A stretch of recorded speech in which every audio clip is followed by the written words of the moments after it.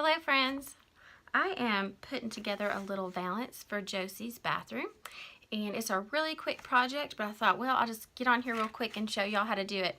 Valances are just a really easy curtain covering to make, especially if you're not going to line it, and Josie just needs something on the bottom of half of her windows so that nobody can peek in. So this is not a professional tutorial by any stretch of the imagination. This is not meticulous and perfect. As y'all know, if you follow me, I am not perfect, and I've never claimed to be, and I'm not meticulous or precise. So my motto is to have an abundant, beautiful life, but not perfect, for sure. Okay, so what we did for her window was I measured it, and you're going to double the length of your fabric. Now I have 2 because I wanted her to be able to open it in the center. So the length of her window is 36 inches. So I did 2 pieces that are 36 inches wide, and then the length of the window is about 18. It looks to be about, I don't remember exactly what it was because I cut these about a month ago and I'm just now sewing. But I would say they're about 18 inches, and then I added about 1.5 inches to the top for the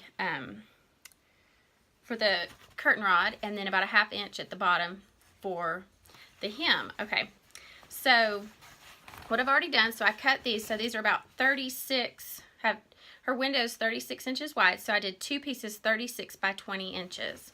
Okay, now I have a serger, and sergers are great.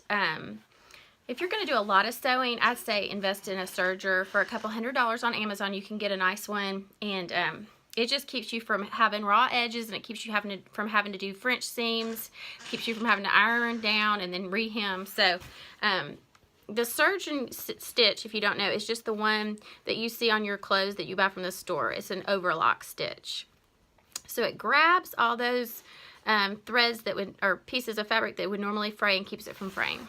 Okay, so I did that on all 4 edges.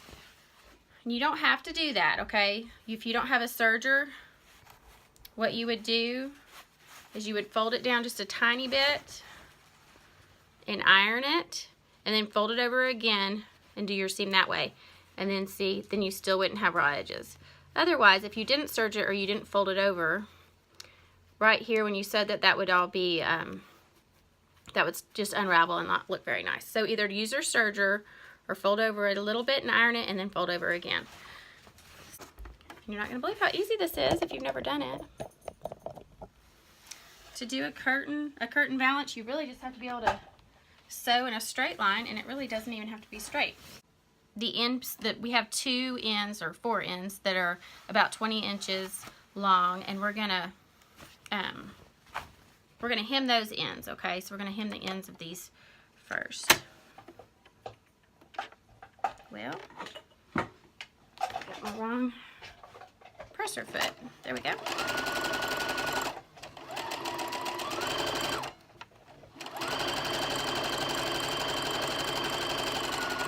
And I just pulled it over about 1/4 of an inch, maybe.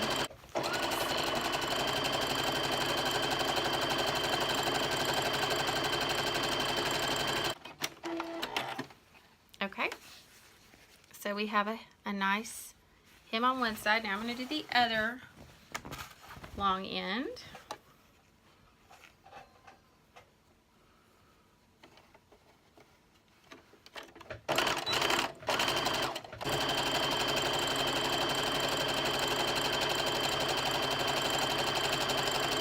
I'm going to do the hem on the bottom. Like I said, for this bottom hem, you're going to want to, if you don't have a serger, you're going to fold it up, iron it, fold it over again, and stitch.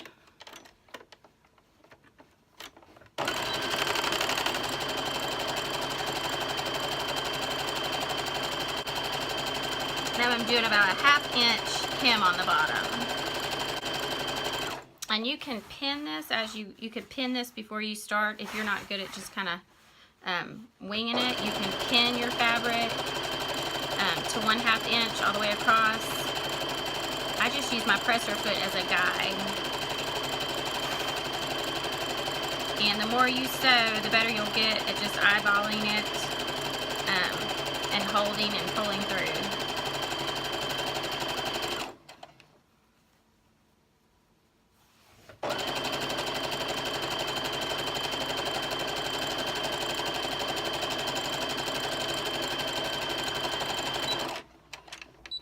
Okay, so now we have the bottom and the 2 sides done, and now we're going to do the top for the casing. My curtain rod is pretty thin, so I'm going to go down about 1.5 inches. Now at this point, you could do 1 seam here, okay, and then just put your curtain rod here, or you could come down farther if you measured to have extra space and do a seam right here as well, and then you'd have the little gathered ruffle at the top. But for Josie's, I'm just going to do it straight across. I'm just going to do 1 seam without the ruffle.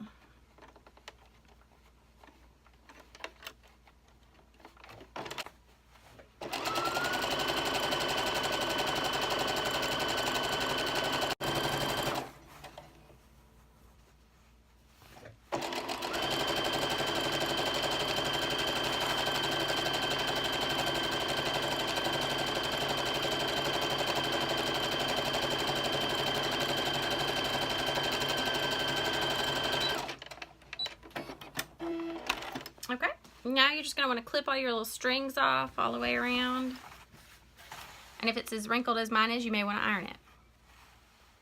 Okay, so here's our little, it's really kind of more of a cafe curtain than a valance, I guess, now that I look at it. But can't really see the cute color. But anyway, this is Josie's little curtain. So literally it took about 10 minutes to make it. 15, I guess, with cut and everything. But I think it turned out pretty cute, and it's turquoise. It kind of doesn't show up in the picture, but it looks cute in her little bathroom. And there she is. All right, and we used an extension rod. No, not an extension rod. That doesn't make sense. A tension rod, and those are about $3 or $4 at Walmart. So those are great. They're the kind that you just kind of twist. They're kind of like a shower curtain where you twist it to make it longer, but they're super cheap. And if you're not going to see it, it's a good option for an inexpensive little curtain rod. So, all right, see y'all later. Thanks.